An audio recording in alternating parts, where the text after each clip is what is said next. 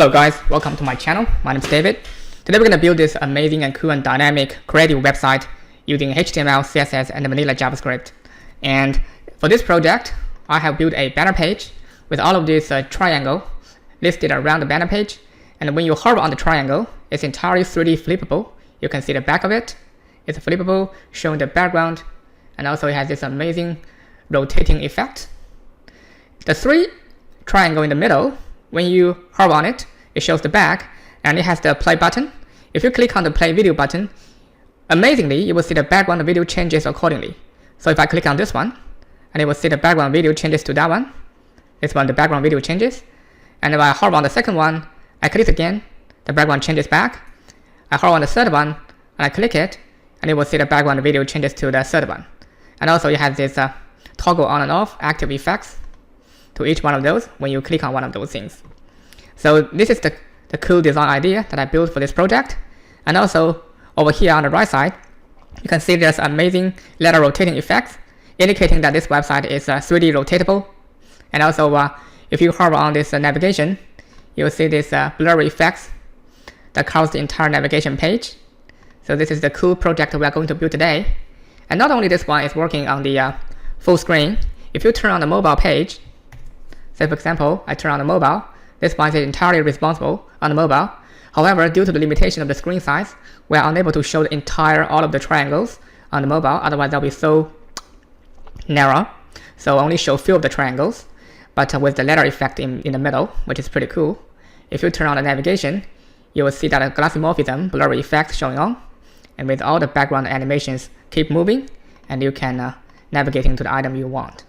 Alright, so if you are super excited about this project and you wanted to code along with me, please subscribe my channel and let's go ahead and build it now. So to quickly start off this project, we just need to build a directory on anywhere you prefer and then drag that folder into the Visual Studio Code editor. You can use any editor you want. And inside this folder, we're going to build a couple of files to initialize the project. So the first one we're going to build is the index.html. That's like the root file. And then we're going to build a CSS folder. Inside it, we're going to create a style.css.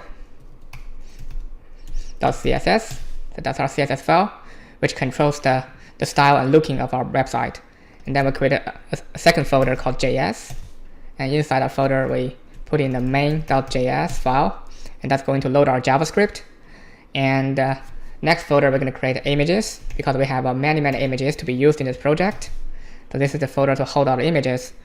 And then the next one, oops, not inside image, outside.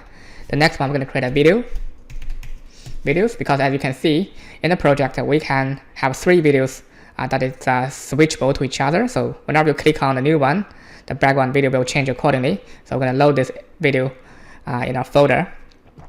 But what I want to show here is that the triangle box is okay to load images or videos. So what you want to load is up to you. You can use your own images or your own videos or build for your own targeted project. This is entirely flexible and up to you. You don't have to load the car videos. If you want to load some fashion videos or you want to load some technology videos, it's entirely okay. This is a creative website able to demonstrate many kind of things, even for some music background or some musician stuff you want to load. That's 100% okay. Yeah, just put in your own source to see what you want to present to your user. And then once we have all of those things done, don't worry about that. That's just going to be the caching files. We can delete that. Once we have all of those things done, in our HTML file, we're just going to key in the exclamation mark and then tab to create that boilerplate. And over here, we're just going to put in some title for this project. I'm just going to name it simple, call it the triangle website hero part. The hero part is like the key part of the website. You're going to have to make sure it stands out. It has its own soul and also have its attractive features in it that can grab people's eyes. So the remaining part is up to you if you want to build a full website. But I just want to show you this cool hero design. So we're going to build this one purely using HTML, CSS, and vanilla JavaScript, and maybe some third-party libraries for the font, but nothing else, right? So this is like the very traditional way of building creative website. So inside body, what we're going to do, we're just going to do a text. I key in the h1 tag, and I put in just so far just hello. Saved it. And on the top, we're going to link in that CSS file which I've just built. So you put in linking, and you tap in the CSS file that you just stored in this folder. And down the bottom, we're just going to type in script. So in this way, we can load our JavaScript file that we just created. So this is a very good habit to link in all of those third-party documents you are going to use to support this project. Otherwise, later on, if you go into the stage that you want to write your JavaScript and you forgot to put it in, and your JavaScript keep not working, and you start to doubt what's wrong with your JavaScript, and in the end of the day, it's just you forgot to link that in. There's nothing wrong you did. All right. So once we have that done, we are ready to initialize this project on our browser. The easiest way is to use the Go Live in your code editor. Just click on that button, and then on our browser, this one will pop out. So this is hello, which is the text word we just key in. Okay. So far we have built all the folder structures and set up the coding environment, and now we are ready to build our project. So if you look at the original project that I built, the initial part is going to be the header. The header contains one logo and also a simple navigation which only have 2 items in it, and a full navigation which holds the entire item. And by the way, you can put anything you want to add over here. Even you have 5 or 6 items you want to list it in your navigation, you can all put them here and centralize it.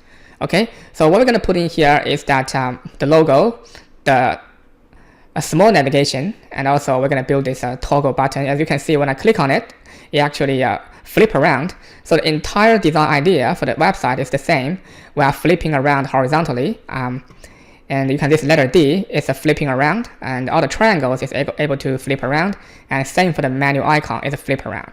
Okay, it's the same logic, the same design idea. And we're just going to build a header first. So back to our editor, I delete that hello, and then over here I'm just going to put in the header tag. And first thing is the logo, so we just create an anchor tag called logo class, and put in that, give it a class name, logo, and then we just type in that logo text. If you have your own brand name, you can key in here, or alternatively, if you want to use your logo image, you can just put in that image tag here as well. It's entirely working. And on the second part, and we can see that header is divided into 2 sections. The left section is only the logo, but on the right hand side, that contains 2 things. One is a small navigation, the other one is the menu icon. So what I will do here, I will wrap the thing on the right in a div. So I will say div.headerRet hyphen, right? So and then inside here, we're going to put in that small navigation, which is going to say that's going to be a list tag, nav.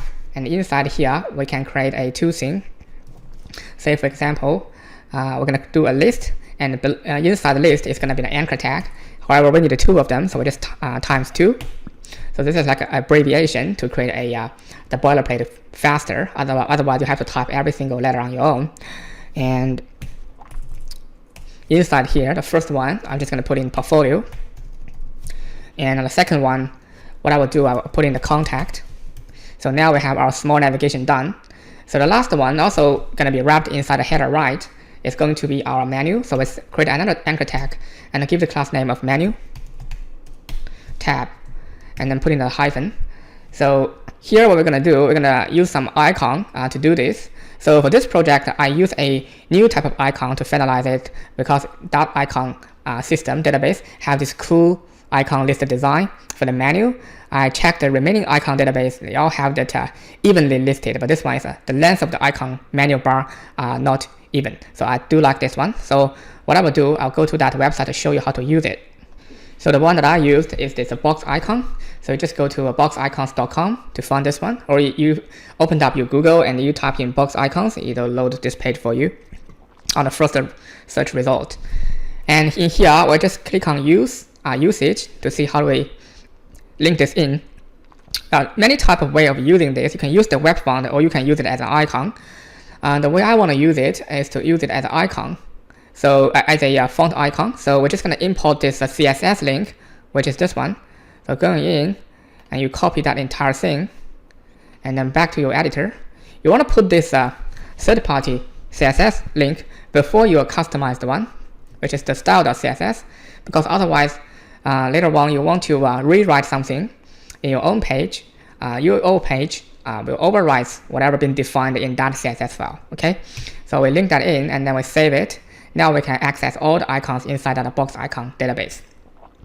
So we're going back, and then just hit on the home button, and we search on menu. And you can see this is the one that I chose. And we just click on that one. Over here, I want you to pay attention. You can either use the web font, but it has the tag name specific to that one, or you can use it as a normal font, which has the I tag. This one is more preferable because we are building a website using the traditional HTML, CSS, and vanilla JavaScript. This is more favorable. So click on that, it will copy for you straight away. And then going back, over here, you want to put that icon inside the menu. So save it, and then you're going back to your browser. As you can see, all of those things are there. We have put in the logo, and we have also the simple navigation, and also we have that box icon we just linked in. All right, so that's pretty much all the things we're going to have inside our header. So what I will do now, I will go to the style file and put it into a separate screen. And we're going to do some general setting for our project CSS, and then we're going to do the CSS for our header. All right. And the first thing we're going to put in is the Roboto font from the Google font. So we're just going to copy and paste. This one is from the Google font page. You just need to Google font page, and then you type in search for that Roboto fonts, and you will find this link on that page. Very easy job. So you put that thing in first, and then the second thing I want to do is to set up the general setting for the entire page. So this sign means that for everything, for the entire website, we want the margin to be 0. So we will remove all of those naturally built-in margin, and also we will do the same for the padding. And also we want to make sure the box setting is a border box. So once we key in those 3 lines, if you go back to the page, you will see instead of having a natural margin and padding, this one touch very tightly to the left top corner. So this is what it does. And after that, we're going to set up the root color for this project. So we'll say root. So just name that root color a primary. So if you define your color in this way, the best about it is you don't have to repeat this hex code. Whenever you want to use a color, you can just refer to the primary variable that we define in the root. Okay. Otherwise, later on you want to change the theme color for your website. If you do not have the color hex code stored here, you have to change everywhere that you ever use that hex code, which is very, very time consuming. But now say for example, I don't want a red background, later on you want a purple one. You can just change this one to purple, and anywhere that refer to this color variable will change it automatically for you. Okay, this is the beauty of using root color. And then the next part is going to define our body. So inside the body, we want a position relative. And we just want to make sure the background is black. So I say that we'll just type in 6 zeros, that'll make it black. And then we want to make sure our font family is a Roboto. So here we just change to Roboto and that. Okay, so all the fonts inside our body will be automatically changed to Roboto instead of the previous built-in one. And we want to make sure our body take the whole width. So width is going to be 100%. And also it has the minimum height of 100% of the vertical screen. So this VH stands for vertical screen. And we want to hide the overflow part because we are building the banner page only. Okay. So even though you're building the full website, you can still make the overflow hidden if you want to show specific height and width. Now after we're setting all of this, we're going back, we can see that the background has been changed. Our font disappeared is because the color is in purple, and actually it doesn't give you sufficient color contrast. That's why it looks disappearing, but it's still there. And after we set up the body, so we're going to do with the header. So create a comment, and in here we say header. Just going to give some general setting to the one we just have built. And we want the header to be position absolute because it's sitting at the right top all the time. We don't want it to move. And we're going to set the top to 0. Oops. So top to 0. And then we're going to do the left 0. So that'll give that initial position of it. And of course, the header is going to take the whole width of 100%. So we say width equals to 100%. And we want the item to be spread around. Say, for example, in the original project, if you look at it, the left part and the right part are spread around on 2 sides. And it's a very simple way to manage it. We're just going to set the header display flex. And then we just say justify content space between. Space between allows the item to sit on the far to end, so you don't have to do a lot of adjustment. And also vertically we want item to be aligned in the central position. So we say align items center, and then we give the header a padding so it wouldn't be so crowded. So padding we want vertically to be 20 pixels, and horizontally on two sides we want it to have a 100% pixel margin. Alright, the last step is to give a z-index. Z-index controls the order of the layer on your web page. The higher the number, the layer will be listed on the top side. So we're going to define a 1000. This is a random number. You can do anything you want. Just remember that the order of the number does matter. If you want the header to be sitting on the top of the page and nothing can ever overflow it, you give the highest number to the header, right? Any number below that 1000 will be sitting below it. That's the logic of z-index. So we saved it, and then we're going back to our project. You will see the logo is over there, and also the navigation is on the right. It's very, very unclear because I haven't changed the font color yet, but you can see the spread around is working.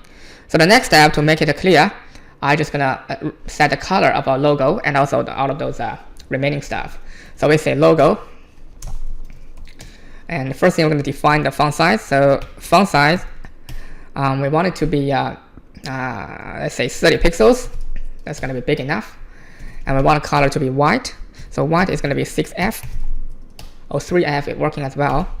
And give that letter spacing 2 pixels, so that kind of spread around a bit. And we want it to look really, really thick, so give it a font weight of 800, which is really high. And we want to remove that underline of the anchor tag, so we say text decoration of none.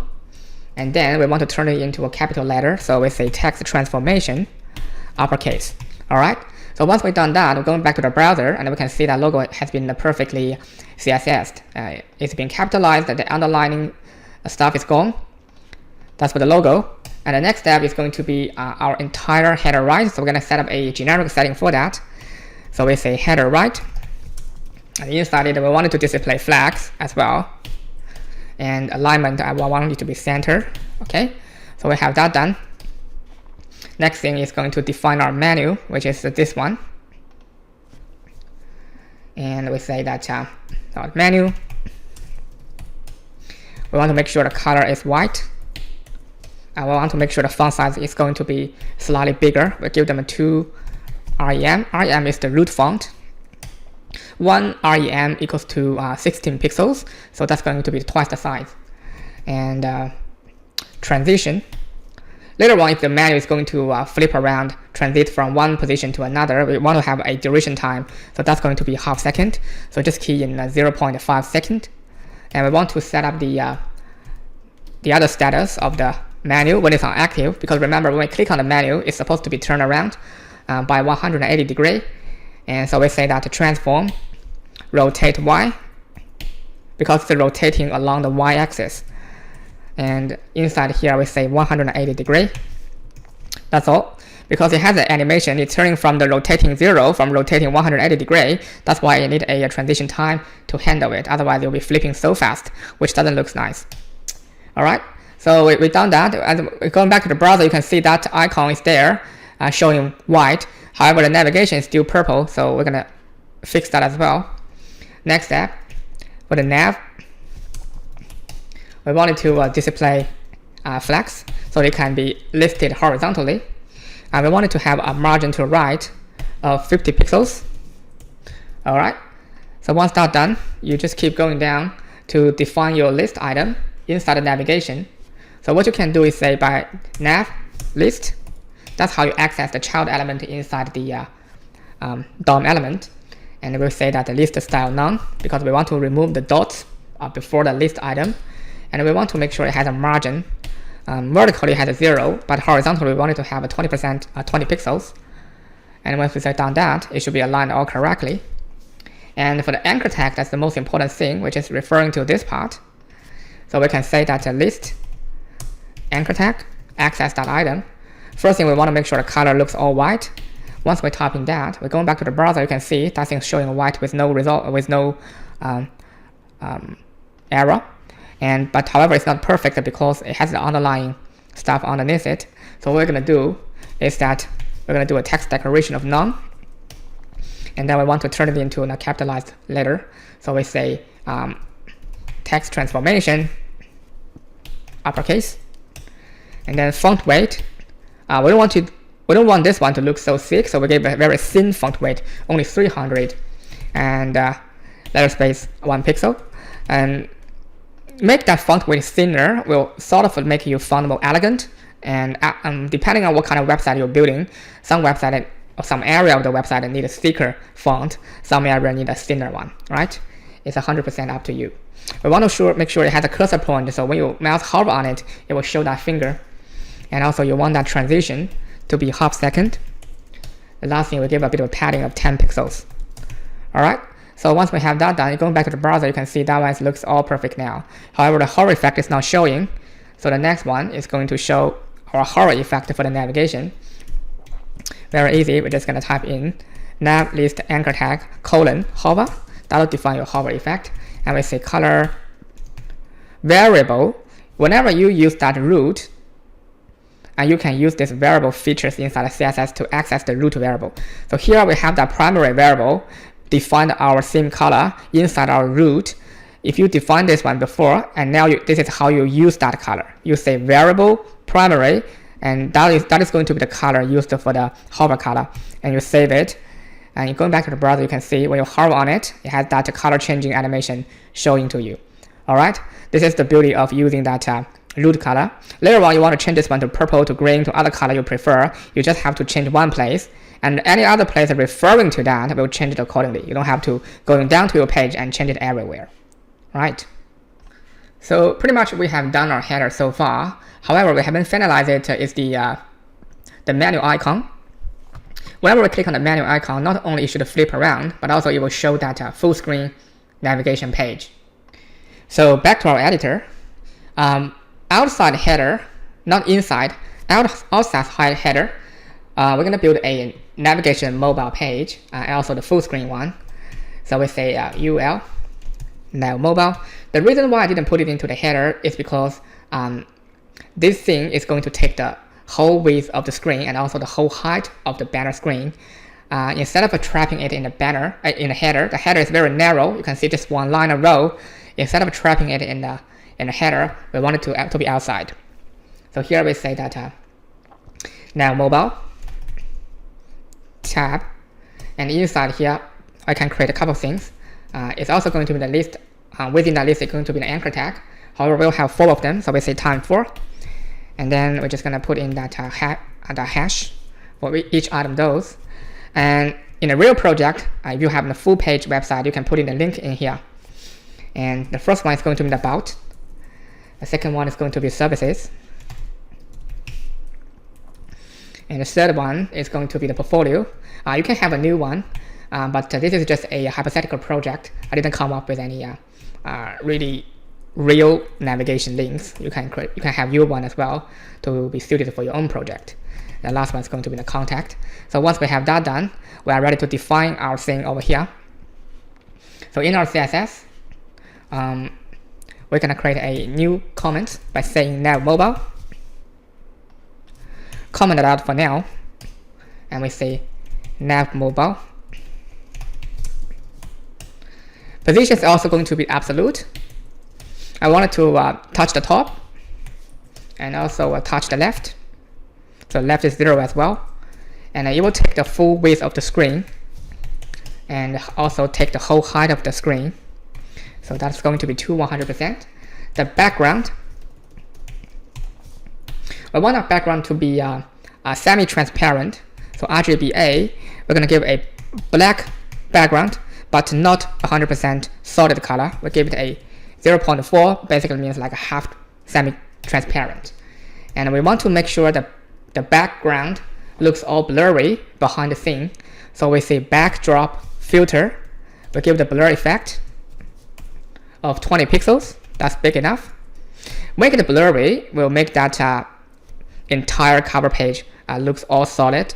Otherwise, it will be a lot of overflowing stuff. The background images and video is going to overflow your text on the navigation. So once we've done that, if we're going back to see, currently it's not showing because we have the black background. But if we display that flags, once we down to starting for the font size and font color, you will see it.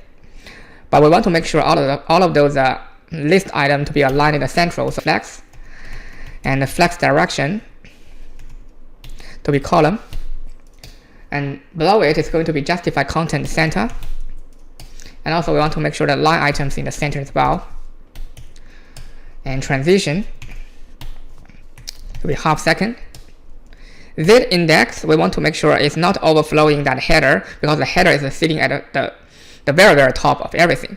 So this one, if the header's Z index is 1000, if I remember correctly, yep, and this one should be slightly lower than that. Well, we'll just set it to 990.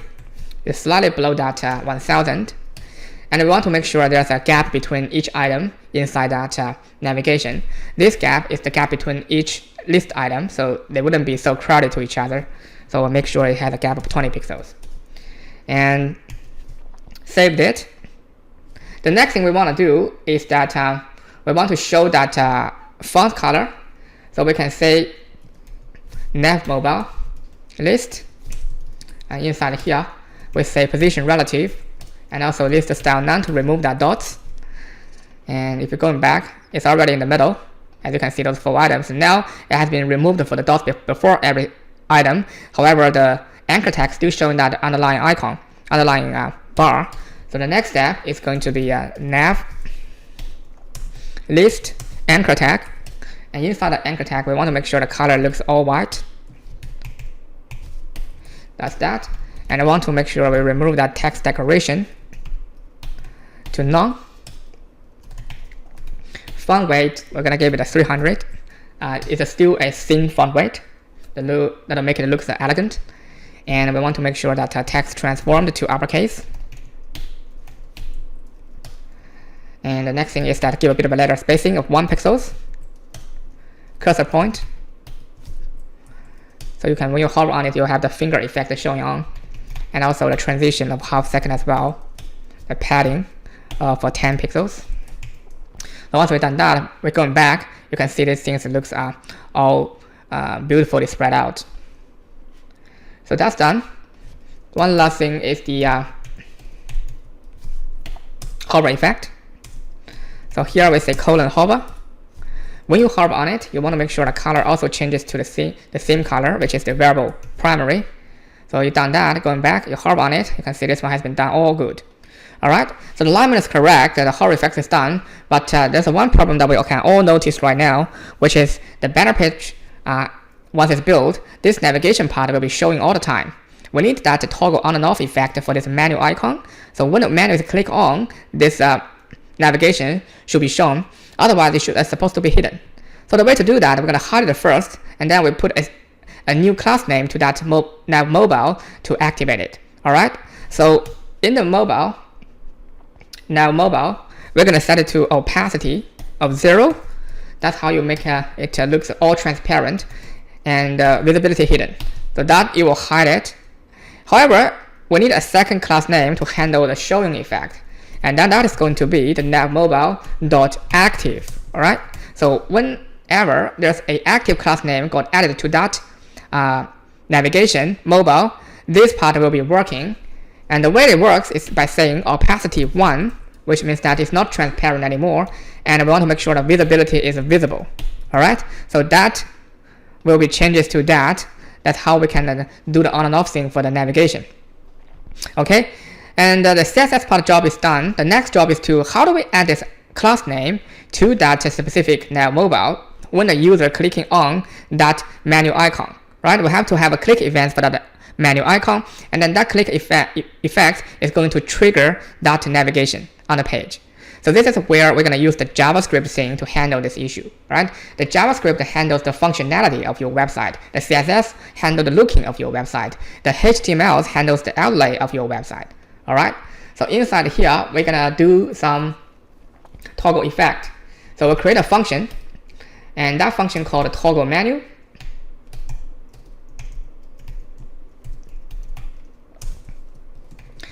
And inside that function, we're going to select a few items on the page.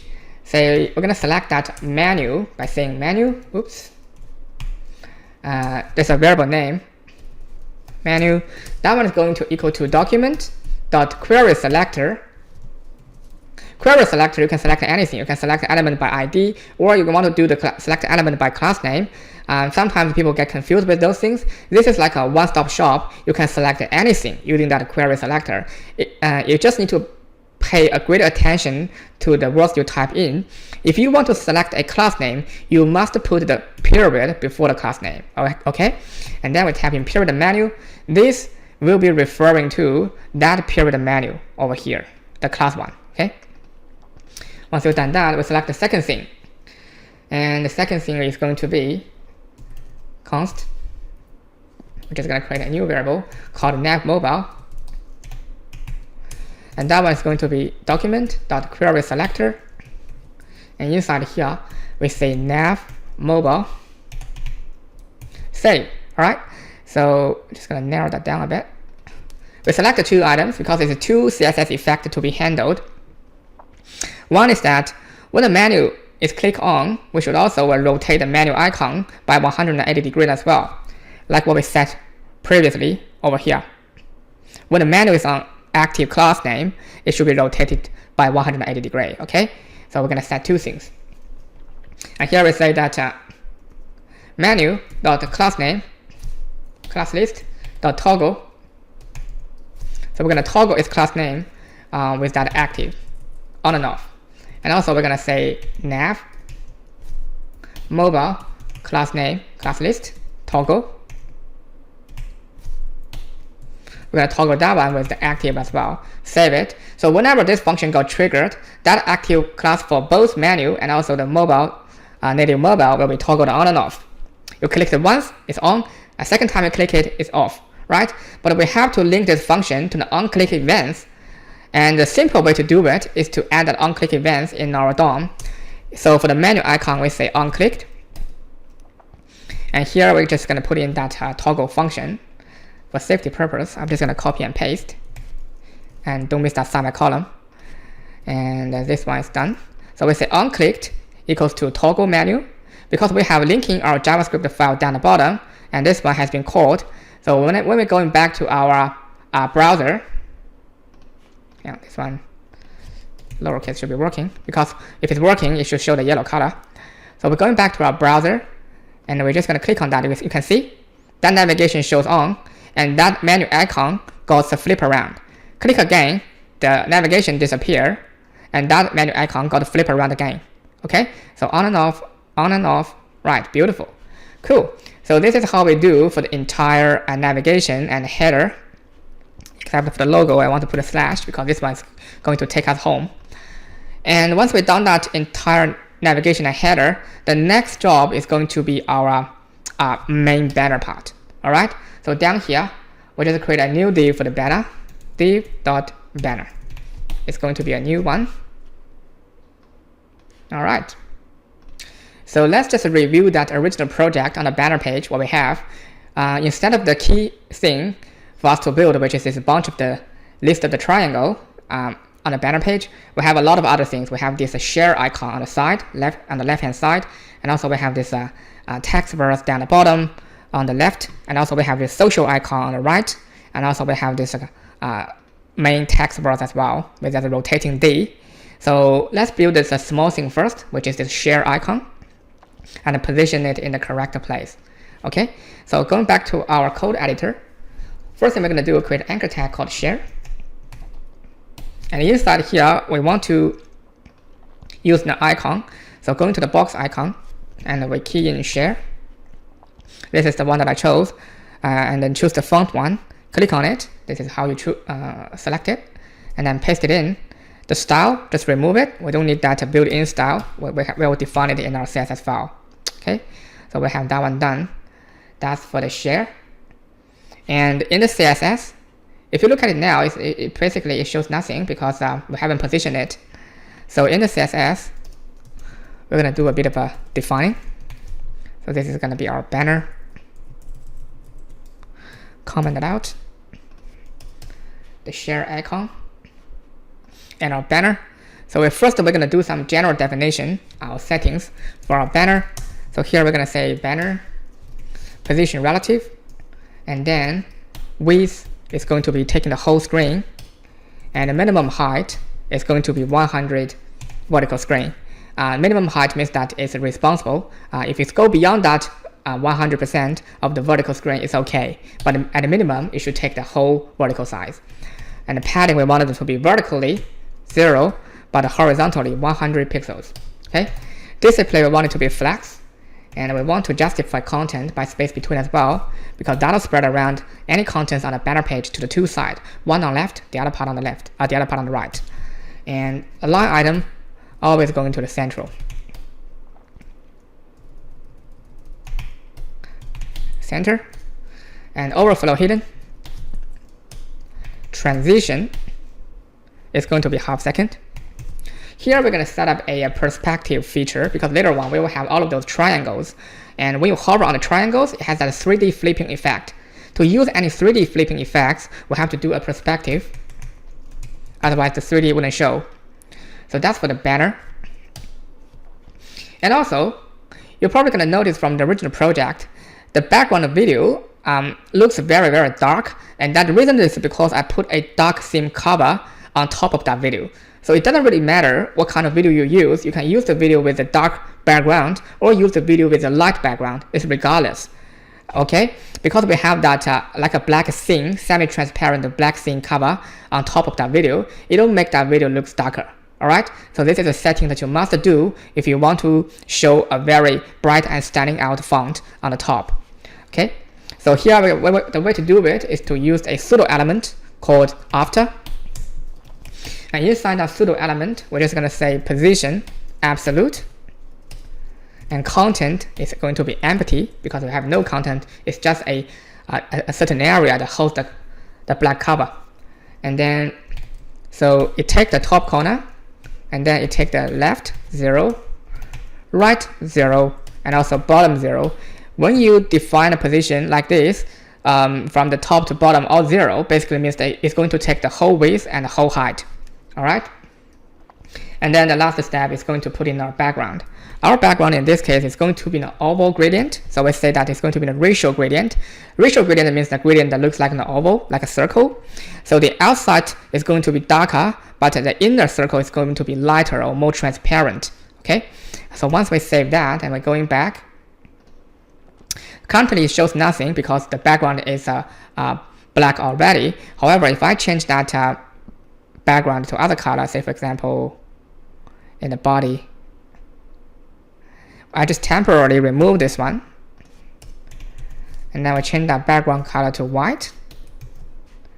And then you go back, you will see that oval effect very clearly. You can see on the outside circle it looks much darker, but inside it looks much brighter. Alright, so this is the oval radial gradient effects, and that'll make sure that on the edge, because we have a lot of text words to write, and you need a darker background for the text to stand out clearly, have a sufficient color contrast.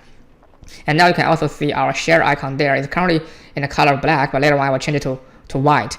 But in the middle, we want the user to see the video actually, instead of hiding the video in a really, really dark theme, so we make it brighter, right? That's the logic. So now we're just gonna leave it on for now, so we can see the changes. The next job is going to define our share. So after that, we say banner, share, position absolute. So top is going to be, let's give it a 45%. Left is going to be 50 pixels. That'll make the position looks good.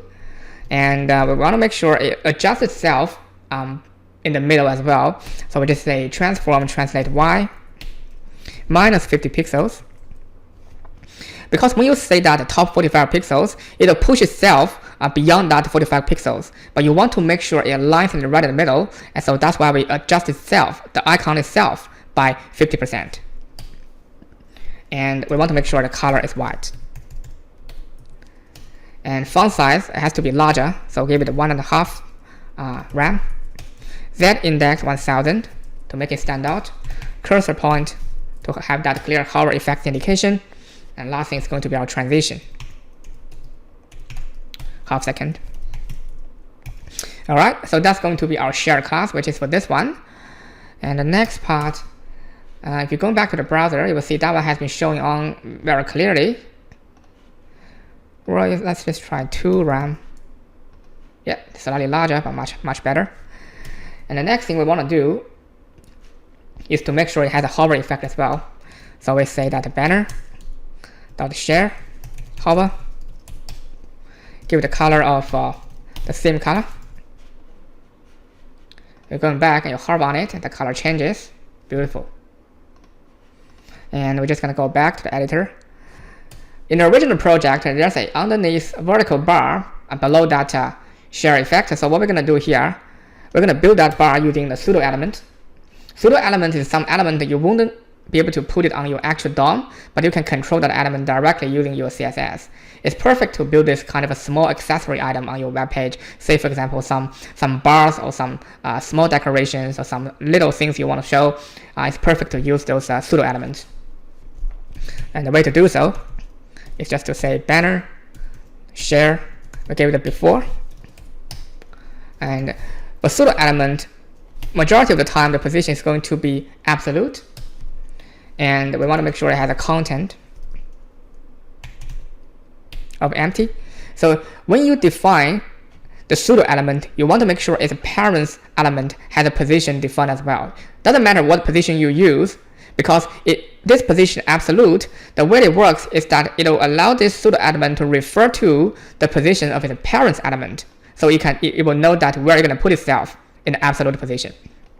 If you don't give your parents element a position, it will refer to the super parents element. Say, for example, the pseudo elements, the parents element is going to be the share if you define the position of it. If you don't define it, it's going to go beyond one layer, and the beyond one layer, the element is going to be the banner. So if you don't put this line here, this position absolute is going to refer to the position of the banner, which is much larger, right? And you lose the control of it. So this is the way the position absolute work. You must define the parent's position before you define the child position or the pseudo element's position. And we give a content of empty. I want to make sure it's top 0. And we want to make sure it's left 0. And it has a width,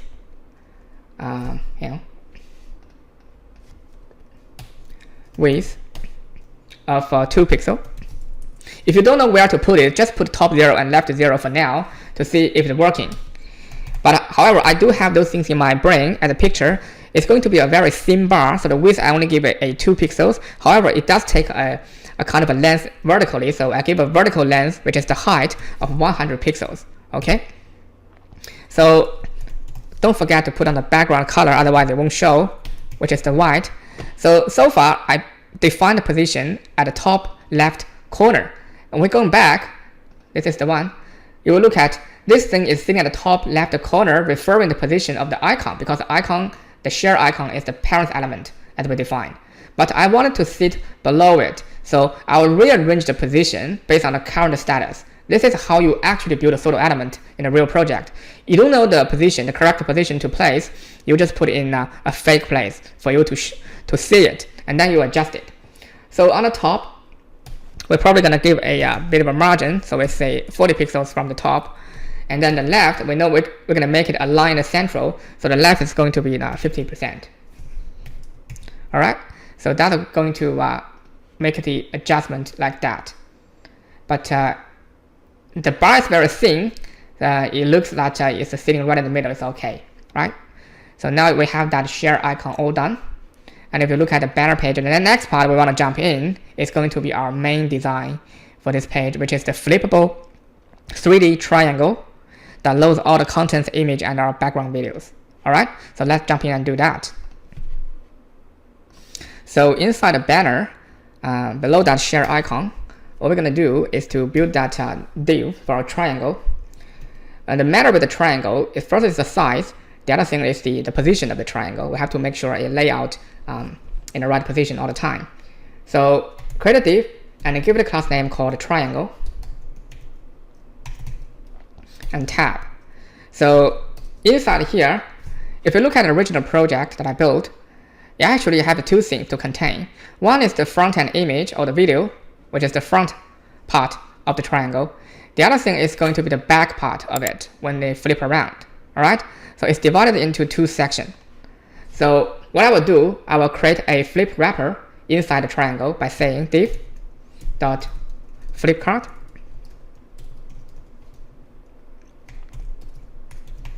Flip card.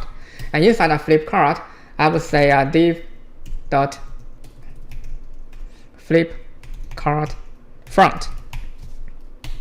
So this is going to load our front things, and then I'm just going to create another div to load our back. So this is going to be a div flip card back. So now we have our front and back sides to hold different items. And inside that front thing, what we want to do, the first triangle, if we look at the original one, is going to be an image. So we're going to have all the image loaded here. To save our time, I have prepared all of those videos and images for you. So I'm just going to copy and paste in all of those things for now. So the image, inside the image folder, I paste in the 10 images we're going to use. And also I'm going to find those 3 videos. These are just some random video that I found for this website to work. But you can use any meaningful video that you want to use for your own specific project. All right. So this is going to be the video. And the next thing is going to load all of those things. So inside our triangle front, we say image. And then here we link in that image. I'm just going to use the first one.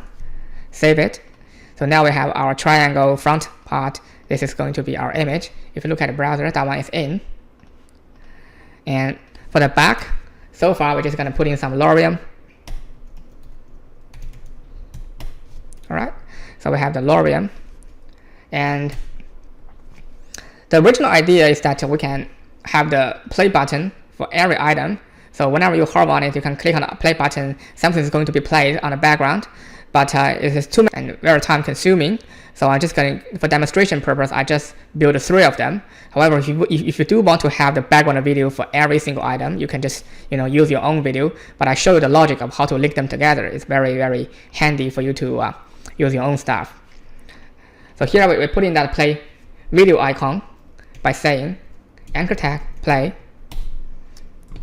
hyphen. I will go in that box icon. I will found a play one. The circle one is the one that I use.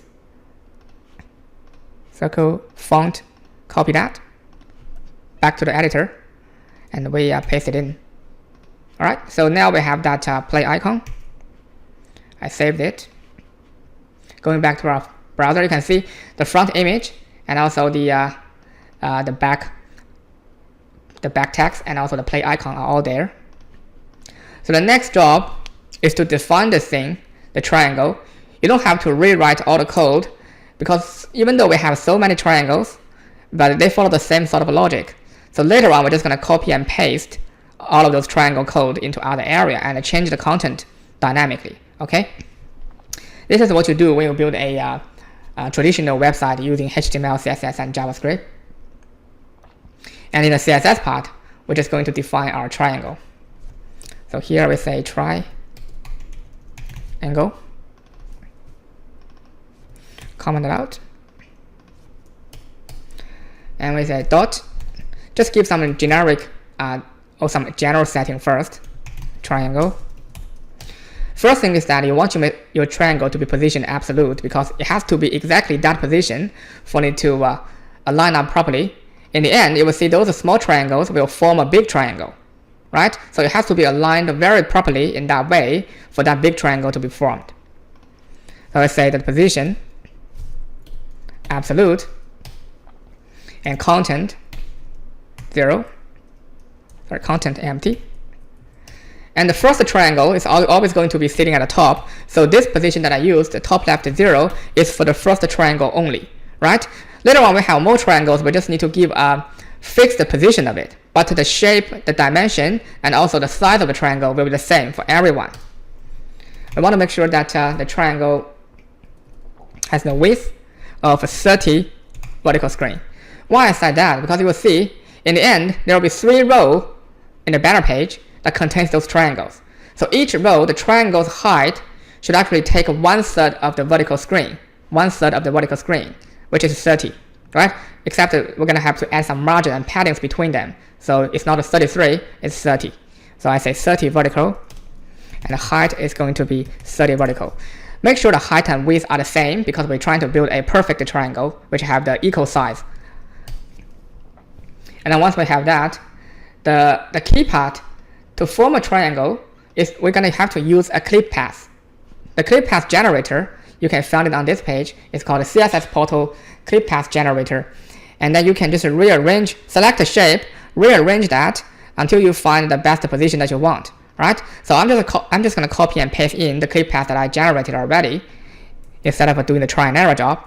So here we use that clip path polygon, this one, to define our triangle. We want to make sure our triangle has a cursor point effect, Z index of 900, so you can see it on top of the screen.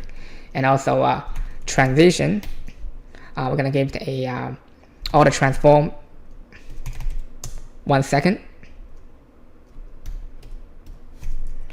And also, we want to make sure that it has a transform style of preserve 3D. The reason is because the triangle is going to transform in a 3D way as it's a flip effect. If you do not put in that preserve 3D, it's going to change in a flat way, in a 2D way, not a 3D way. Okay. So this is what this line of code for. So we have that done. So if we're going back to our page, you can see that triangle is there already in the right shape and right position, and also hold that image behind it. But if you look at the original one, the image actually looks much nicer. It aligns properly and the size of the image is properly. But this one, the image isn't correct. The reason is because you have to define your image inside that triangle. So down here, we're just going to say dot triangle image. We want to make sure the image takes the whole width of the triangle and the whole height of it. So that's going to be 100% instead of 0. And the key thing is to set the object fit. We want to make sure it's a cover, so the whole image will be covered. And also to align it in the middle, we want to make sure the object position is the center. Okay, so once you've done that, if you're going back, you will see that image gets loaded all correctly in the right position, right? So this is it. But when you look at the original one, the second triangle that comes in actually showing on a different direction. This one, the angle points down. This one, the angle points up. So we have to do another triangle, which is the inverse one in our case. So what I will do, instead of rewrite everything, I'm just going to copy and paste the first one and create our reversed triangle. So over here, we copy the entire thing below it. So here I'm just going to change the class name to inverse, right? Triangle inverse. So once I have that, the image I'm going to use in the triangle reverse, just put a random one, like let's say for example item 7. So put in the triangle reverse, copy that class name, and down here we're just going to define that CSS for the triangle reverse. It's exactly the same, except the position is going to change a little, and also the direction, the clip path is going to change a little. So what I will do, I'll create a new triangle instead of any confusion. Here I say position, also absolute, content is going to be empty. The key thing to change is the left and top. The top is going to be sitting on the same top as well, so that's going to be 0. However, the left, if you make the left 0, it will overflow the original triangle, so you must move to the right at a certain stage, right? So for the left, what I will do here is to do a calculation. We'll use a calculator. It'll move at least half of that triangle width.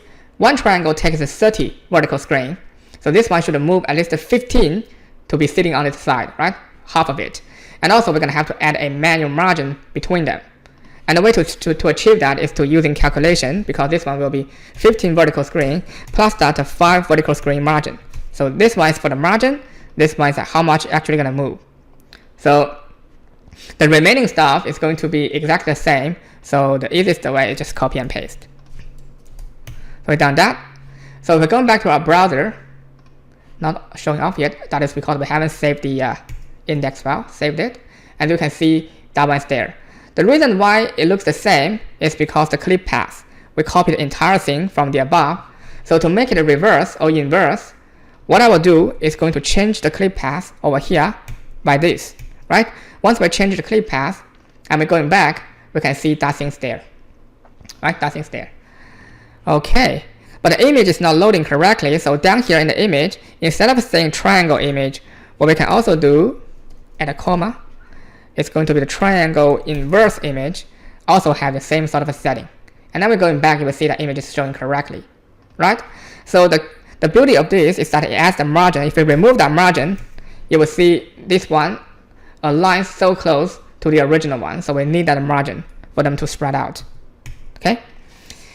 Right, this is how the triangle and triangle inverse works. So the remaining job is going to be easy because we just need to count down how many triangles we need and how many inverse the triangle that we need, and then just spread them out in the correct position. This code is not going to be repeated again because the remaining triangle, we're just going to reset the position top and left. That's all. That's the remaining job. But how do we do this separately for each of the triangles? We can use this a second class name. Let's say, for example, this is going to be our triangle 1. This is going to be our triangle reverse 1. Right? The default setting is going to be 0, 0, like this. But later on, we have a second triangle and a second triangle inverse. We're just going to add a second class name like 2. The third one will be 3. The fourth one will be 4. And that's how we're going to separate them out. So what I will do to make it easy, I will separate this into two parts. One is going to be our triangle part. So just comment that out. And the other one is going to be our triangle inverse the triangle part. This is going to be our second part. So now we have two sets of the triangle. And after the triangle 1, we're going to build our triangle 2 because they comes one after another. So this is going to be our 2. Very easy, we're just going to change the name of the image. It's going to be image 2. Other things are the same. When it comes to the video one, I will show you how to make it different because we do have 3 triangles that loads the video instead of the image. And just going back. So we have that triangle 2 done. And in the CSS, it's quite easy to make the adjustment.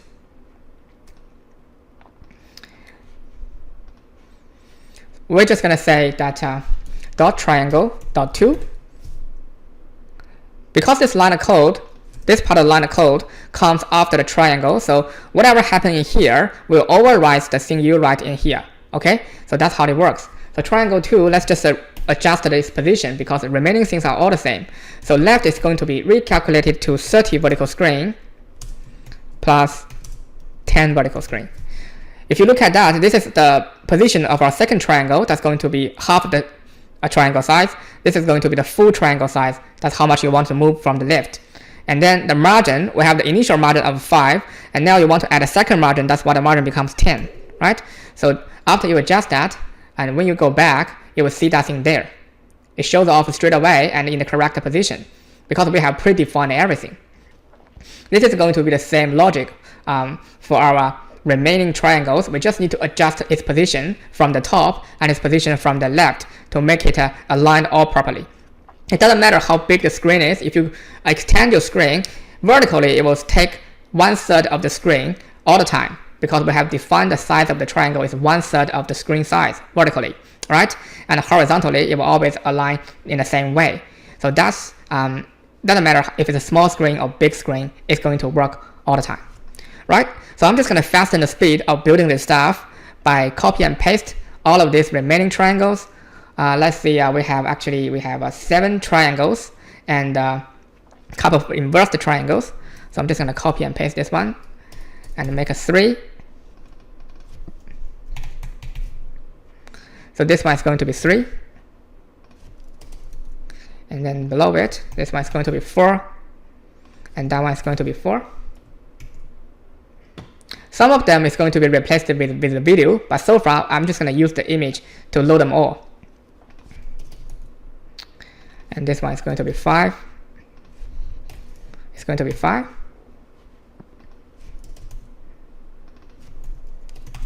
And 6.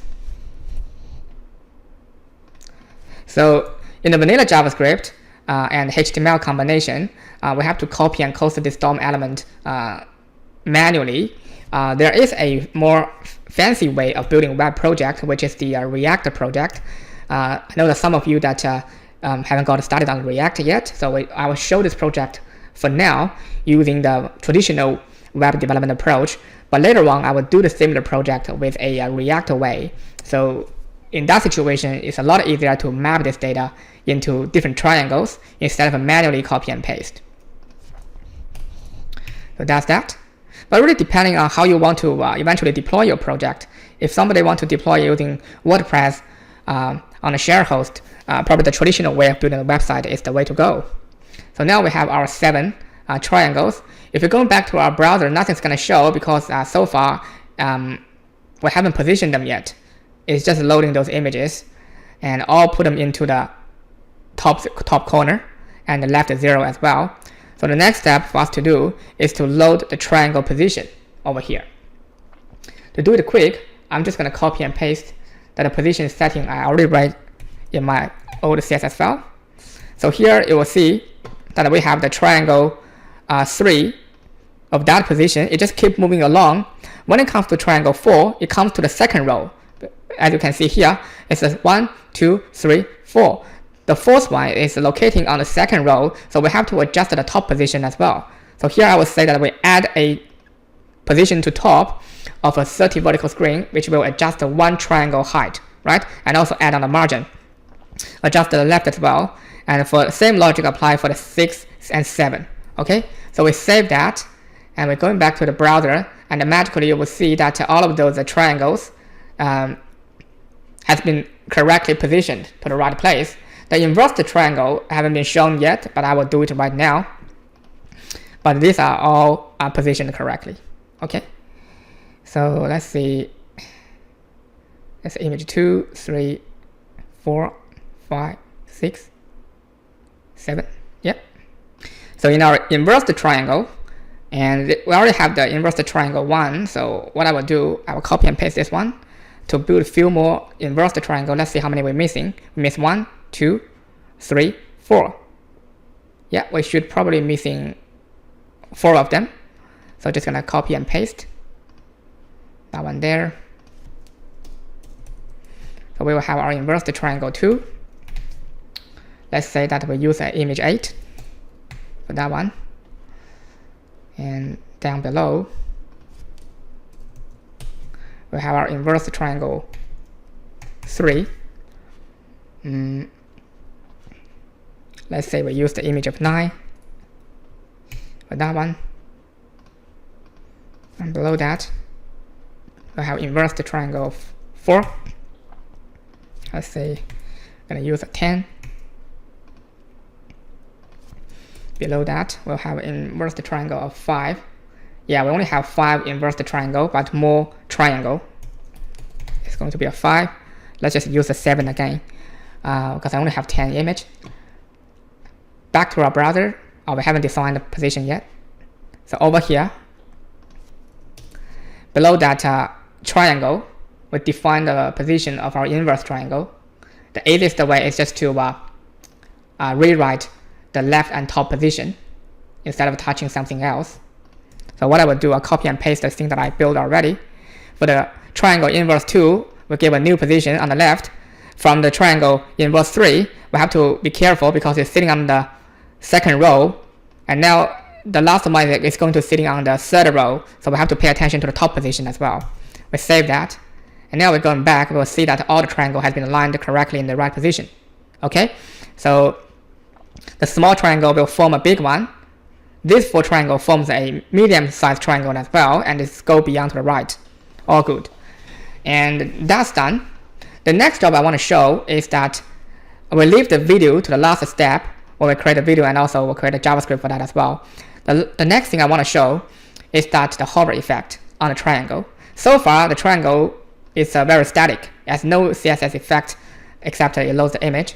But if you look at the original one, when you hover on it, it should have a turning around, flipping effect 3D, and shows the back of it.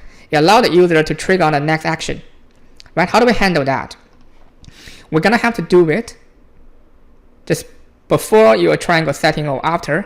Say for example from here, we're gonna do some settings for the 3D flipping.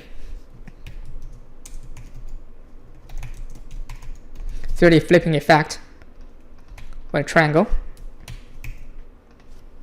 We're gonna build it here, okay? First, we move our page back to the top, where is the triangle setting here. For each triangle and each triangle inverse, we want to have a rotating effect of them, right? So what we're gonna do is that we're gonna have a dot triangle hover, and also triangle inverse hover. We want to apply that transform, rotate. We want to rotate around the vertical axis y by 360 degrees, because once it's finalized the rotating, it'll go back to this original position. We just want to show the user the flipping effect. So we rotate one round by 360 degrees. So that's one thing. If we're going back, as you can see, when you hover on the triangle, once you add a line, it starts flipping already. It's flipping one round and going back to this original position. Okay, so that's how it works. But it's not showing the back content, the back part content, because we do have the image loading at the front, but we have the flip card back loading at the back. We have to show user those effects as well. And the way to do so is that we define our flip card, give the position a relative, make sure its width is take the whole triangle width, and also same for the height. Make sure it has a transition, transform, half second, and also we want to make sure that the transform style is going to be preserved 3D as well. That'll make sure that when you flip on the triangle, not only the triangle will rotate or flip around, but also the content, the card of the content will flip around as well. Okay, and the next thing we want to do is that we just copy this line, do a bit of adjustment. When the triangle on hover, we're gonna do the settings for the flip card, and same logic when the triangle inverse hover, we're gonna do the animation, 3D animation for the flip card as well. And we want to make sure that transform rotate y not by 360 degrees, because that'll make it rotate back to its original status. We want to show the back, right? So it's only going to rotate by 180 degrees. So this one is going to be rotating the whole round. This one is going to be the half round, right? So that'll show you the back. Let's see if it works. So far it's not working yet because we haven't set the CSS for the flip card front and also the flip card back. So let's just keep building. And for the front and back card, we're going to do some settings. So this one is going to be our flip card front, and also for the flip card back, there's going to be some similar settings for both cards. We want to make sure their position absolute, and also take the whole width as well, 100%, the whole height as well, 100%. The key thing is that we have to use this CSS feature called the back face visibility, because we're trying to make sure they are in the same position, but one have to overflow the other one. To hide the other one, we make sure the back face visibility is hidden. So that's how you hide your back. When they flip around, we show the back, right? That's the logic.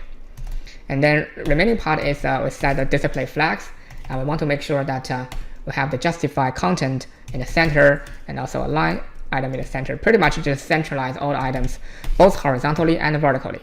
All right, so we have those few lines of code done.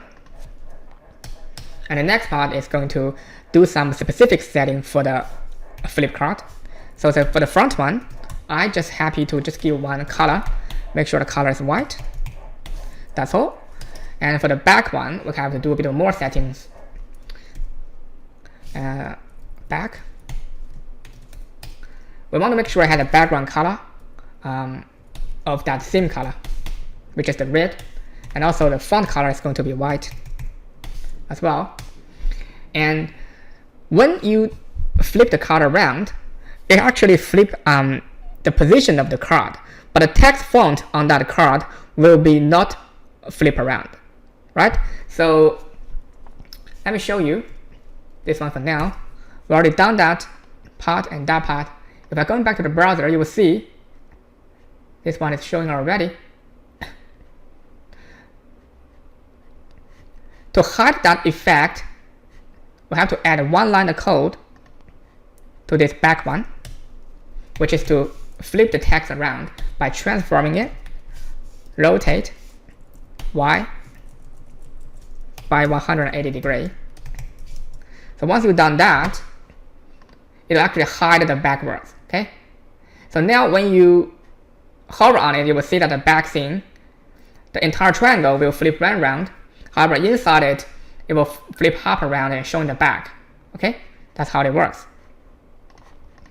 And you can see that the back one does not align properly, so we give a more proper alignment by saying display flags, justify content, make a start, and also a line item in the center.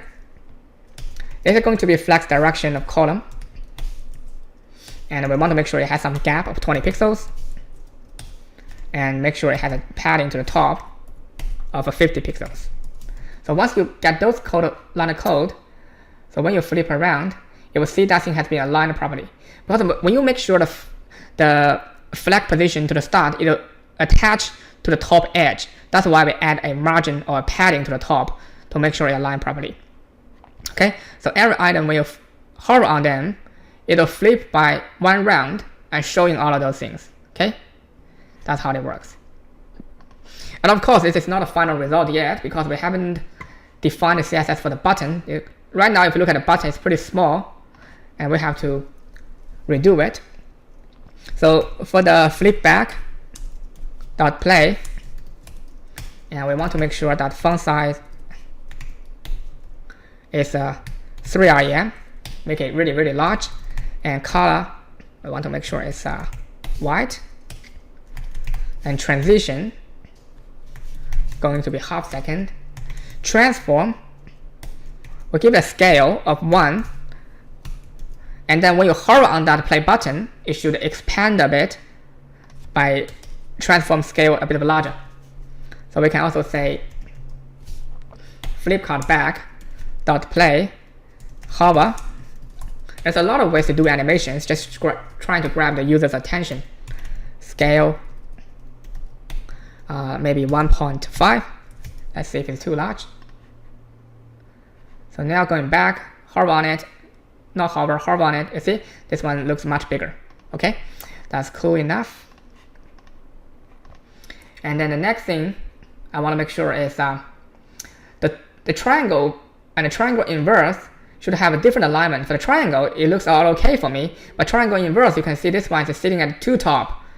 We should move it down a bit to make sure it sits in the center. So to do that, we're just going to write some new code to rewrite what we wrote before. And it's very easy. Just going to be triangle inverse, flip back. When the card is on triangle inverse, we want the back content to have a padding to top of 150 pixels. That'll move it down. And you can see this one got moved down already. Same for this one got moved down. Yeah, that looks all good. Have a look at our original project. And yeah, there's a slight problem is that we need to make sure the button and the text words comes in the opposite order. This one, the text comes first, the button comes second. However, this is the opposite order. And to fix that up, we're going to that triangle reverse. Just one tiny fix. We're just going to move that paragraph down. The second one. Move that down. This is the part of the coding that reminded me the beauty of React.js, because you do get the chance to fix only one time if you have any error, because in React.js the data are mapped into these triangles instead of manually copy and pasting, and it's a reusable component. You don't have to do heaps of work. I do have a whole lot of a React project, completed React project, suitable for beginning learners. If you are interested in React project, you can go ahead and have a look at my other videos. So that's done. So once it's done, if you move back, you will see this is all good now. The button is on the top and the text box is down the bottom. All right. So we have done the flipping effect. Those are all good. And the next thing for us to do is going to trigger and turn on this button and put on the background video for us. Okay. So what I will do, I will load those video for now, and then we build that button play effect. So over here, after the triangle inverse 5, we're just gonna put in our video. So we'll create a new div and give the class name called background video list. So this is a wrapper. This wrapper is going to wrap all of our videos. So inside here, I will create a new video, and the source of it is going to be from our video folder. The first one is going to be trailer 1, and we're just gonna have to give a class name to this video and name it BG video, and this is our video 1. To make sure the video can autoplay and also without making any noise sound, what we're gonna do, we say autoplay, and also we want it to loop, so once the video finish, it'll start over again, and also we mute it. So that's what the setting for the video. And we have 3 videos in this hypothetical project, but you can make more if you would like to. The next job is just going to copy and paste this 2 times. So this is going to be our video 2, this is going to be our video 3. Again, that's the 2, that's the 3. Saved it. And we want to make sure that only one of the video is active and showing to the user instead of loading all 3 of them. But so far, if going back, it's showing the 3 video altogether, which is incorrect. So the only one that I want to show at up front is the video 3. So we put an active class for this one. Later on, we're going to use the JavaScript to switch the active class based on the video that was clicked on. All right. So far here, we're just going to make a new definition in the CSS for the video as well. So it's going to apply the same sort of structure with the image, except we replace image with a video.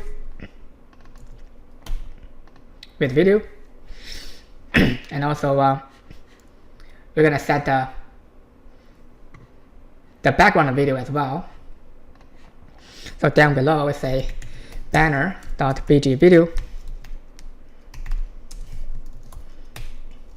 We give a position of absolute, and we want it to have a top of 0, whoops, and the left of 0. We want it to take the whole width of the screen, and also the entire vertical screen as well. Object fit is going to be cover, and object position it's going to be center. Visibility of hidden. Opacity of 0. So these 2 lines will hide all of those background videos, and later on we're going to set a different CSS for the active video class. Make sure it has a transition 1 second. So that's for the general setting of the background video. However, we do want to have an active one. So we say if the background video is on the active class, I want to make sure it's visible and its opacity equals to 1. So only the video 3 is currently on the active class, so this one will be only applying to the video 3. The remaining 2 will be hidden. So now if we're going back to the banner, the browser, you will see this is much cooler because the background video is now on, and with all of those horror effects. Really cool, huh? So beautiful. So that's done. And the next job is to enable that JavaScript for the video, and also replace these 3. So far we are using image for these 3, but I will replace them with the video, the 3 video that we wanted to show to the user. So let's count which triangle that we need to replace with video. This is the triangle, the one that pointed down, the triangle 1, 2, 3, 4. So we have a triangle 4, which is pointing down, that needs to be replaced with the video instead of using the image. So we're going up to triangle 4, locate it, it's over here. And instead of putting that image, we're going to put the video here. So we delete that, and in the front we load a video. And the source, we want to use that video folder. I'm going to put a trailer 2 video over here. And the class name, just going to give it a video 2. And just a few more settings as added before. We're going to make sure this one is autoplay as well. This one gets a loop. And this one is muted. And that's it. And if we save it, let's see what's going on. The last thing you can see, the video has been loaded in for the video 2 part. And also we want to set the CSS for the video over here. So we're just going to type in the width 100%. And I'm going to make sure the height is 100%. And object fit is going to be cover. Object position is going to be center. Right? So that'll make sure this video, even though it's contained in that triangle, but it still looks decent and properly. Right? So far it looks all fine to me. And we're going back, we're just going to add a few more classes to the triangle 4, because later on we're going to do a JavaScript toggle, switch those backgrounds. So we have to preset it. This one, we're going to add one more class called video container, because it is a video container. And add a class name of video 2. Okay, so we have that done for the 4. And let's see which is the next one. The next one we wanted to change to video is going to be triangle. Let's finalize the triangle. It's going to be a triangle that's 1, 2, 3, 4, 5. So it's going to be the 5th of the triangle, which need to be a video as well. So let's move down. So make it simple. I'm just going to copy and paste this video into the triangle 5. And I delete that image, put that in.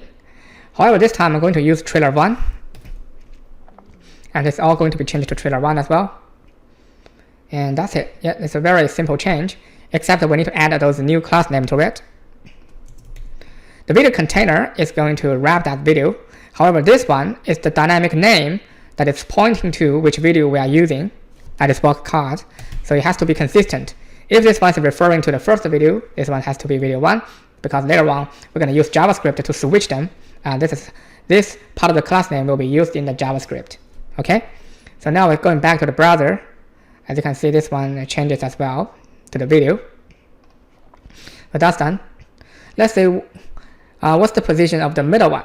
That's going to be triangle inverse. That's the first one, second one, third one. Replace the third triangle inverse to a video as well. So what I will do, I will copy this one. Let's go into the inverse the triangle. I found the 3. And we're going to replace this one with a video. So we delete that image, paste it in. This one we're going to use the trailer 3. It's also going to be video 3. And also it has the class name of video container. And also video 3. Okay, so now we have to put that in, which looks all good to me. So if we're going back to the banner, so this one is there. And so far we are showing the background of this video exactly. So now the video is all done. Looks all good. The next thing, we're going to adjust the image that we use to make sure there's no repeatable image, because so far these are quite a few images are repeating. So we're just going to adjust them. And let's just go back to see which one we haven't used yet. So here we got 1. We haven't used the image 1, image 2, 3. So we haven't used the image 4 yet. And we didn't use the image 5 as well. So we have a 4 and 5 available to use. So here we have a 7 used many times. So we're going to replace this one with 4. and this one is 5. So let's see. Yep, those are all been replaced. All good. So the image now we're using so far are all different, which looks really, really dynamic, this website. So it doesn't matter where you put these images as long as they're different. Okay, cool. And the next job is to turn on this play button. Whenever the user click on the play button, this background video should change to the one it's playing in the triangle box, right? And the way to do so is to use our JavaScript again. So we drag it over here, so we can do the JavaScript coding while looking at the code. So here in the JavaScript, we put on some comments here. This will be change background videos.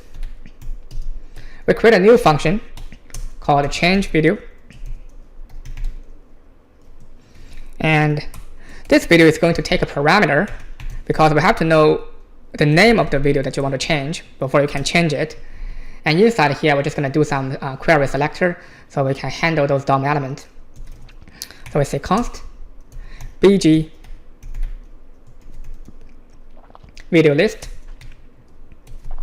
We're going to select all the videos in our background video list, which are these. So here we'll say document.query select. Instead of selecting the single one, we're going to select all of them with a similar feature. So we use query select all. And inside here, we're going to select all the DOM elements with a class name bg video. Okay, so here we type in period bg video. Don't miss that period. Our code won't work. Just make it narrow. So we select one of those. So by doing this video, and this video, these three all have the class name bg video. They are all selected and hold it in that list. The second thing we want to select is going to be the video container.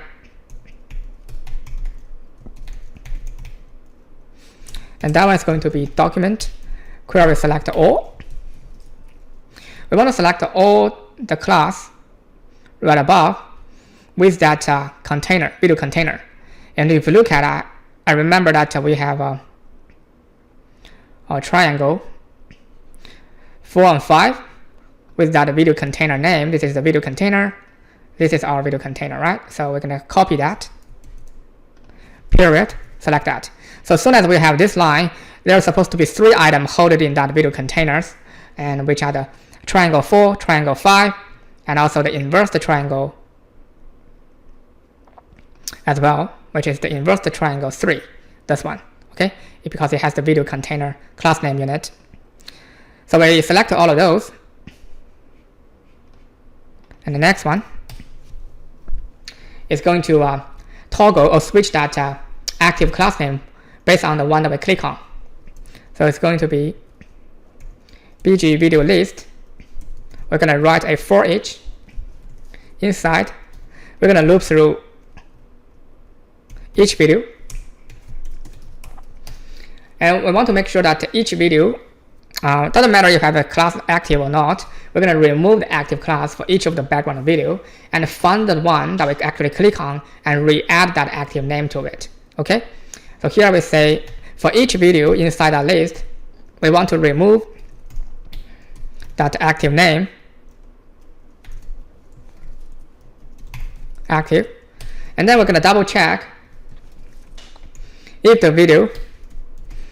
its video's class list actually contains the name of the video that we passed in. If it contains that video, what we're going to do, we're going to add a active class name specifically to that video because that's the one we click on. Okay, oops, add. Okay, that's it, right? So the one thing is done. The other thing I want to show you is that if you're going back to the original project, you will see there's a red bar underneath it. It's a border effect. So whenever which one is on the active class, it should have some standing out effect compared to the rest.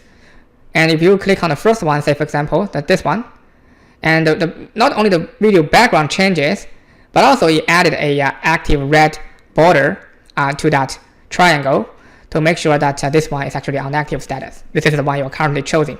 Okay, so we have to do an active setting for that triangle as well. This is why I selected the container. So the next thing I want to show it's going to be very easy. Actually, I'm just going to copy and paste this one. Instead of a loop through that video BG list, we're going to loop through the video container. For each item inside the container, we're going to remove the active class, and also whichever one you are clicking on, we're going to add that active class to it. Okay, but so far, let's see if we have an active one in our triangle. We actually want the this one to be active initially, right? It has to be consistent. Over here it says the video 3 you want it to be active, and down here it's the same. The video 3 is on active status. So the background video and your triangle video have to have the same active status consistently. Okay. So now that's how we get it done. And now move back to the CSS.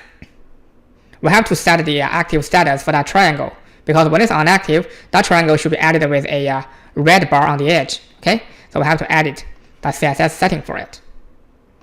So over here, we're just going to set a video with a new class, because we have this video container class applied to all of those triangles that contains the video. So we're just going to use that class name to do it.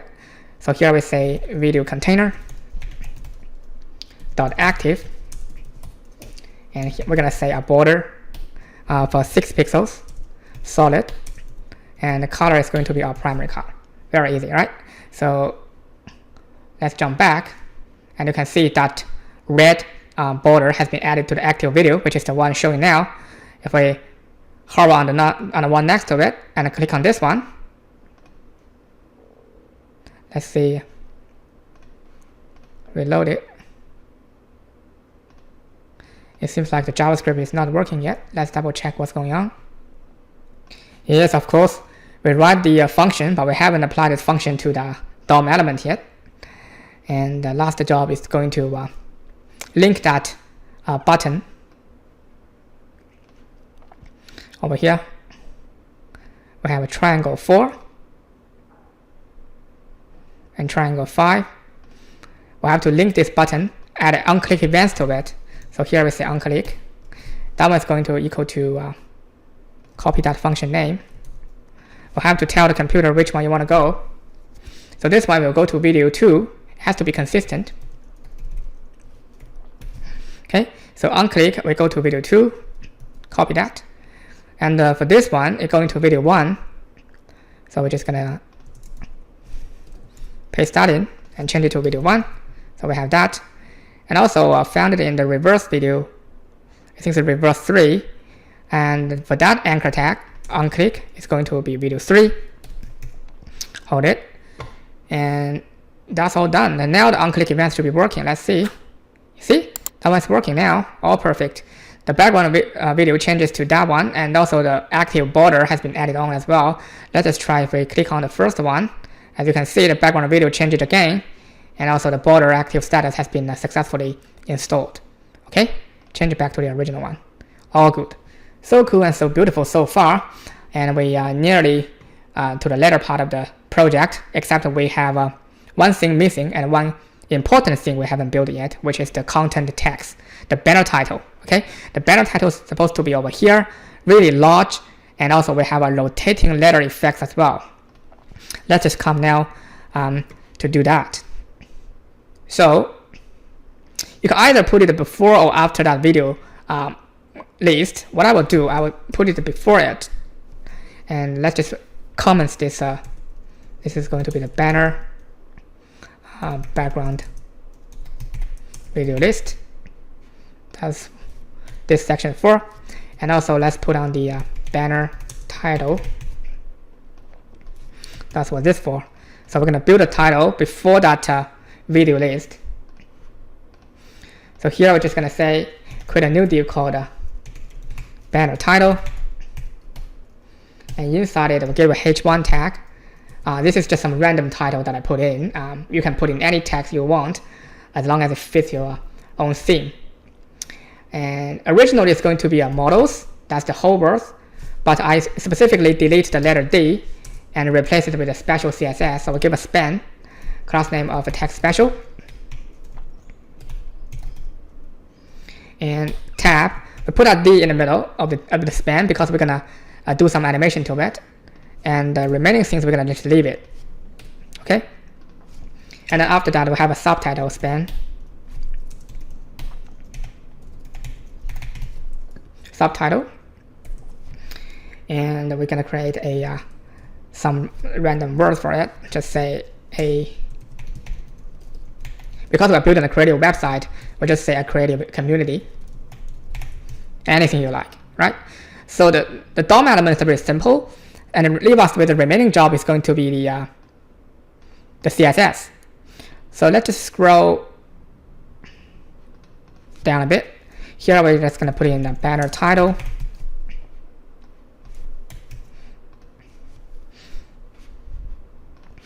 So here we say that banner title. We're going to make a position of absolute as well for this one. Properly, we want it to attach to the right instead of the left, and oops, we want it to touch to the top of 0, and we give a width of 50% because we only gonna take half of the screen size instead of the whole, and we want to have a height of 100 vertical screen. Display flex, and also a line item. Going to be start, justify content center, flex direction, column. Okay, so now that's our banner title, the general setting. If we're going back, let's see, haven't shown off yet because of the index, the Z index we haven't set up yet, and also the color is not showing because we haven't done the color for the H1 yet. So if it's going down, I would say banner title H1. Want to make sure the color is white, and font size is really large, 16 RAM, and the text transform uppercase, letter spacing 10 pixels, width 100%. These 100% refer to is going to take the 100% of the banner title section, okay, not the whole screen. And we want to make sure it has a Z index of 900 so it can stand out, and has a font weight of 800 so it looks really thick. But I will want to narrow down the line height, otherwise it's going to take too much space. So the line height is going to be 0.8. Okay, so once we've done that, you're going back, and you can see that model has been showing on. But so far it's overflowing to the outside of the banner because we haven't taken out the D yet. The D is going to be in a special letter, remember? The D will have the rotating effects behind it, so it's only actually going to be model showing on the top, okay? So down below, we're going to CSS that special letter. So banner title text special, this is for the D. Also going to be position absolute, and it's have a font size of 35 RAM, top of 50 pixels, left of 50 pixels, transform, translate. Because we put it on top and left both by 50 pixels, if I don't write this, I'm just gonna do it slightly different. You will see what I'm trying to talk about here. If you look at D, I put it on the top 50%, left 50%. It means that the corner of the D is sitting in the middle, right? But the entire D has been pushed away. We have to align itself back by 50%, both horizontally and vertically, to make it actually in the real middle. Okay, so this is the next line's job, transform. A lot of people have this problem. So with the position absolute, when the things on position absolute, it's very hard for alignment. This is how you do it. Minus 50 pixel to move it back horizontally, minus 50 pixel to move it back vertically. Okay, so once you've done that, you're going back, you will see that the D is actually sitting in the real middle, because that line of code refers to move itself back to by 50% by reference to the original position of itself. Okay, this is the meaning of this line of code. And then it's too dark, too bright, so we're just going to make the opacity of half. Okay, and then if going back, you will see that D looks much nicer now. And the rotating effect is not yet finished. We have to make sure that it has some animations rotate around. So we create an animation. We give it a name called animate, and give it a 10-second linear and also infinite. Infinite means it's a loop. It's going to animate forever. And we're just going to do that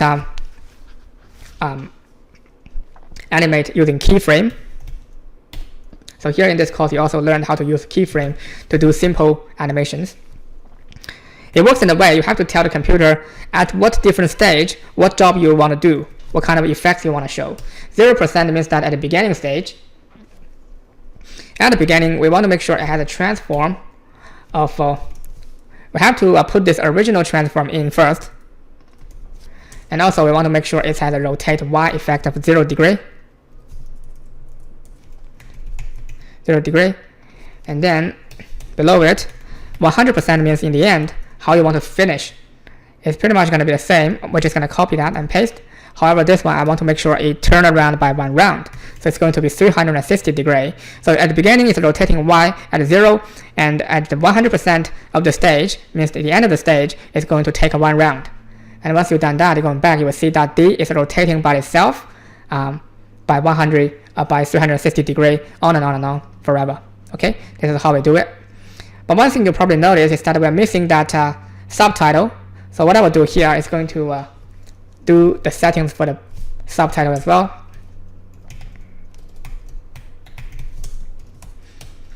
And that's going to be a position relative because it's just next to the main title. We'll give a color of white. And we want to make sure it has a letter spacing of 5 pixels. And the text transform, uppercase. And Z index, most important, 900. So once you've done that, going back, you will see that subtitle is showing as well over there.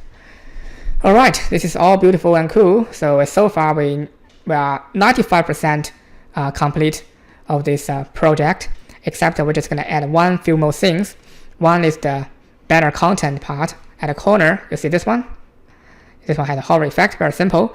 The other one is just a few social icon, and then we can finalize this one. So just keep moving. And we're going to do the content below that banner video. So this one closes off. Here we will say that the banner content, we're going to do one of these. And then after that, the last thing we're going to do is the social.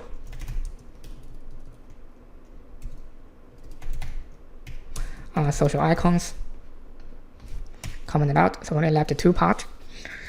The content only contains few items, so we just say that create a new div called div content, and inside here we say anchor tag you want the user to look at more, so we say more, give it that, and here we say learn more.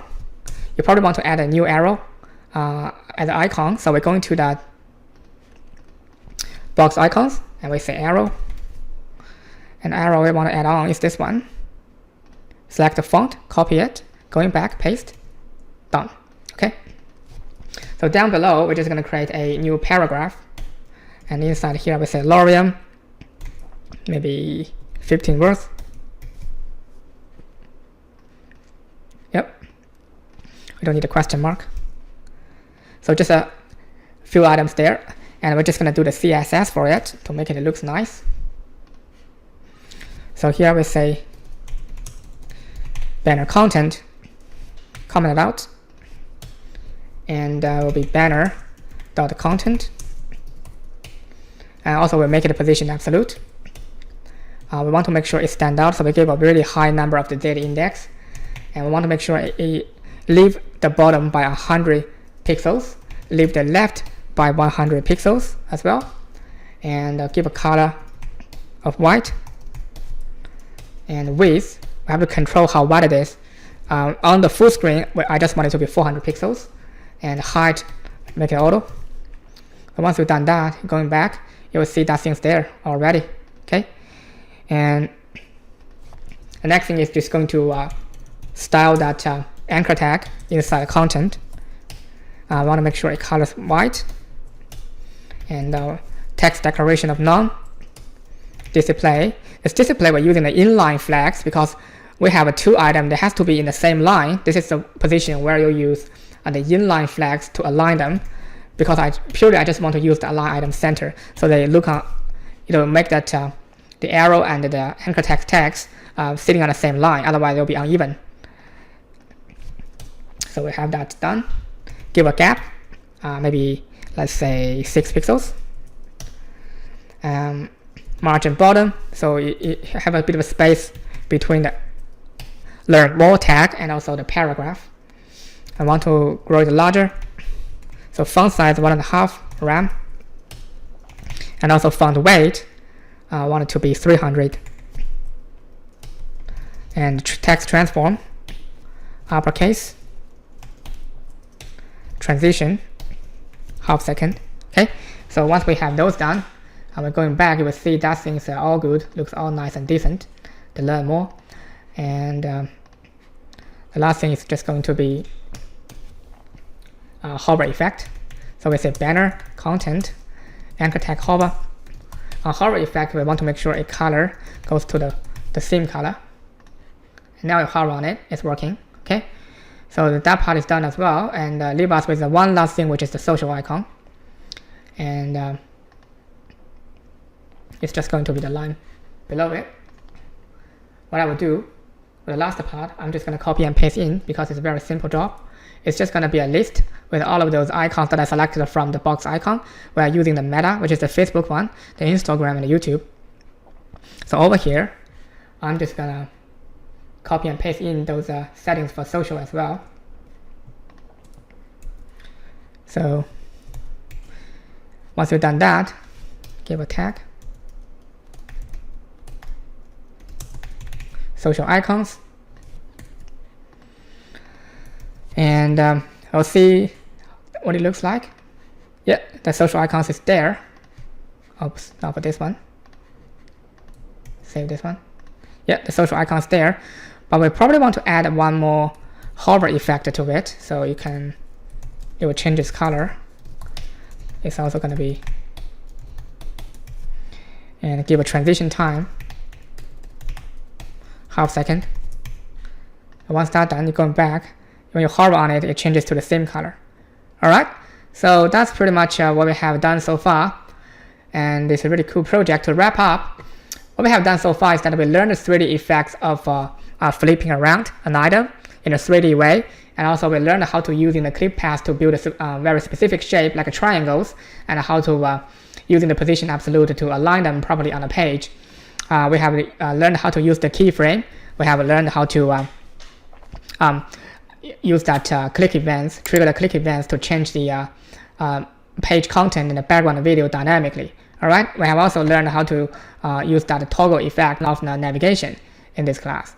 Alright, so that's pretty much it. For the mobile responsive design, I'm not going to show in this video. If you do like my project, you can access the full source code on my online shop. And also, if you want to try yourself, this is the best time to practice.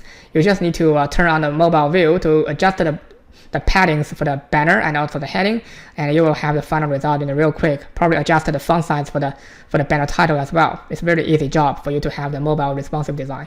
Okay, if you like my videos, please subscribe to my channel and share with your friends. Otherwise, this is the end of the video. I'll see you in the next one to show you a more creative project. Thank you all for watching. Bye for now.